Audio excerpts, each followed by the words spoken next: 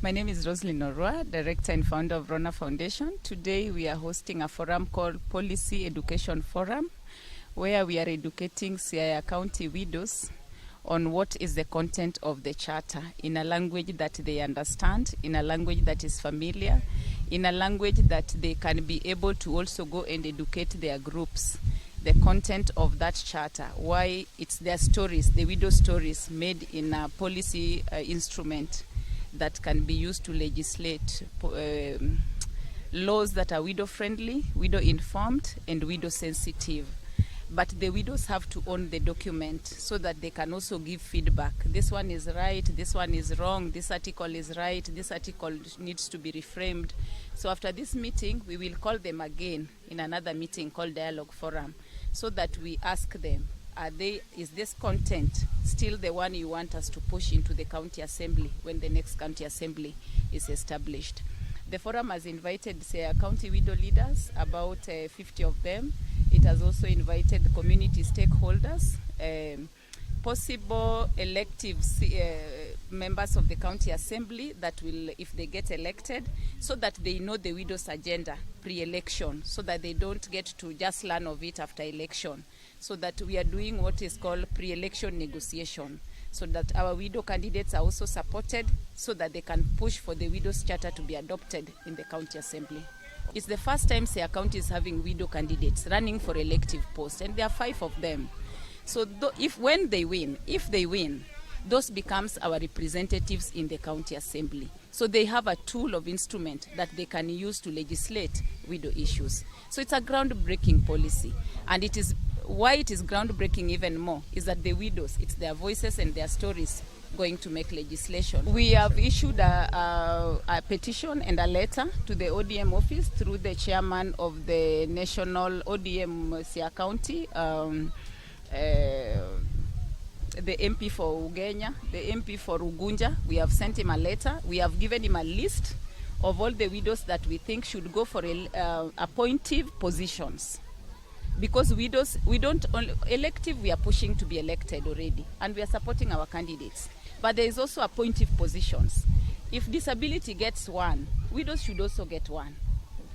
Because these are a minority groups, just like widows. If widows, there's a committee set up even to build a market.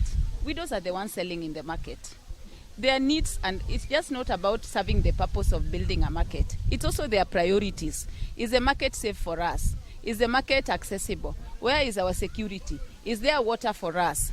So that representation, even at that committee level, we are calling that our widows be represented in every appointive position. And we have given a list, about 8 names of our widow leaders in Siaya County that the county government should consider for appointive position when they get elected. Actually, the widow vote is the game-changing vote in this election. Kenyan widows are 8 million. They can turn an election in one day. It is upon those running for office to speak and pull out the widow vote. Give their pronouncements in public to call the widow vote. Because the widow is a vote that is waiting. As we don't even have husbands. If we promise we are voting for you, we will vote for you. Because no husband is sitting at home telling us, change your mind. So the widow vote is the game-changing vote in this election. Anyone running for office should talk to the widow vote. Rona Foundation currently supports 10,000 widows in Siaya County. Their representatives are here. We have just half of our widow leaders here. Every widow leader here has a representation of more than 40 widows in their groups. Some groups are even split into 3. That is, how many votes does a governor for Siaya County need to win? 10,000 of them are sitting here. These are the votes. These are the women. We need also to be considered. We don't want to be handed freebies.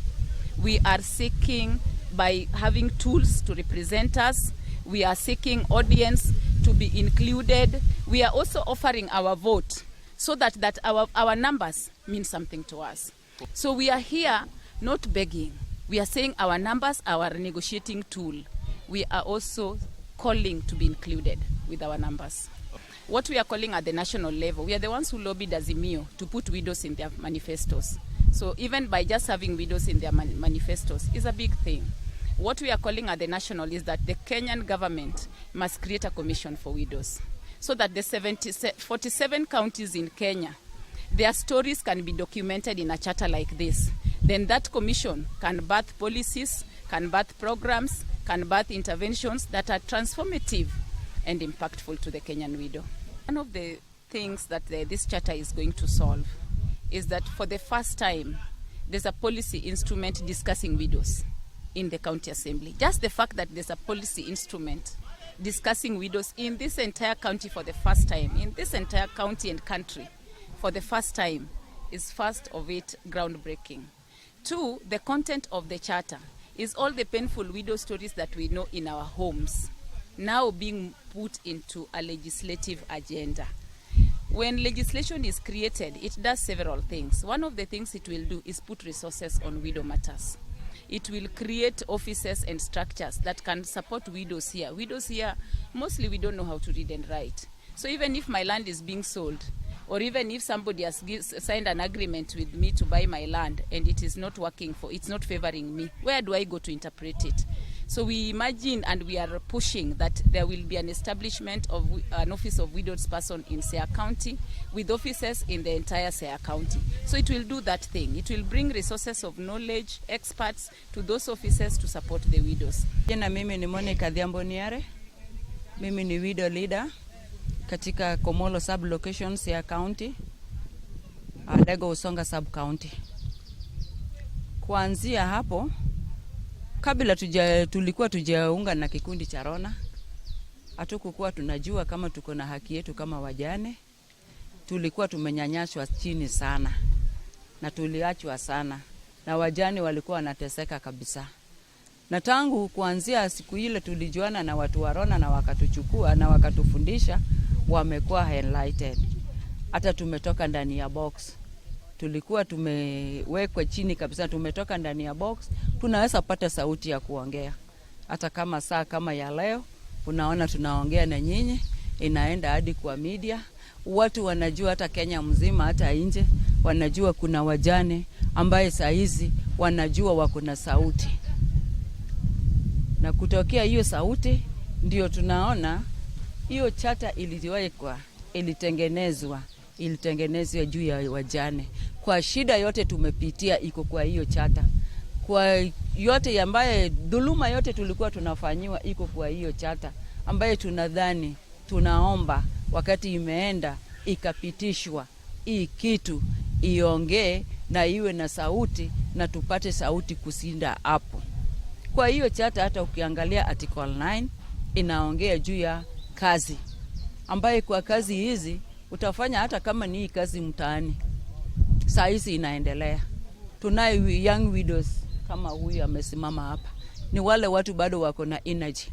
Wanaweza hata kufiaka apate hiyo pesa, saidie naye watoto wenye amewachwa naye yatima. Unapata hizi makazi hata ya kufagia kwa masoko. Unapata widows hakuna. Hapo ndio tunalia na tunaomba kama ni 20 people wanachukuliwa, 5 iwe hata ni widows ambaye imeenda kwa hiyo kazi, atachukua naye, atasaidia naye mtoto yake, na hata pia itamsaidia kwa group, kwa sababu we are dealing with something like group loaning and savings. Na hapo kama una pesa utakaitoa wapi? Hapo ndio tunalia. Kuna kazi mingi, hata hii ya kukata risiti kwa masoko unapata mjane hakuna. Hapo ndio tunalia. Kama hii ni kazi ya kukata risiti kwa soko, kuna wajane bado wanaweza fanya. Haijaweka hati wewe umekuwa mzee wala nini. Kukata tiketi tunaweza kata hii ya soko na tupate mapato ya kusaidia kwa nyumba. Na hapo wajane unapata wamewekwa kando kabisa, hawajaandikwa hapo. Tuna vitu kama ya land rights ambayo iko kwa hiyo chata tumepeleka huko. Wajane bado kuna wengine bado wameshindwa kabisa kutafuta hizo. Naweza sema kama saizi kuna matitle deeds serikali walitoa. Na hizi title deeds serikali walitoa, unapata bado uko kwa hiyo shamba. Na hiyo shamba ilikuwa ya mzee ya boma. Na ukienda huko mzee ya boma alikufa. Uko na death certificate na uwezi kuaccess the title deed of the land ambayo unaishi hapo. Kwa sababu gani? Mzee alikufa, unaambiwa lazima uende usanye watu wa hiyo huko mkuje naye, alafu muwekewe hapo, muandikiwe barua, utafute pesa ya kuenda naye huko kwa office ya land. Ndio sasa process ianze.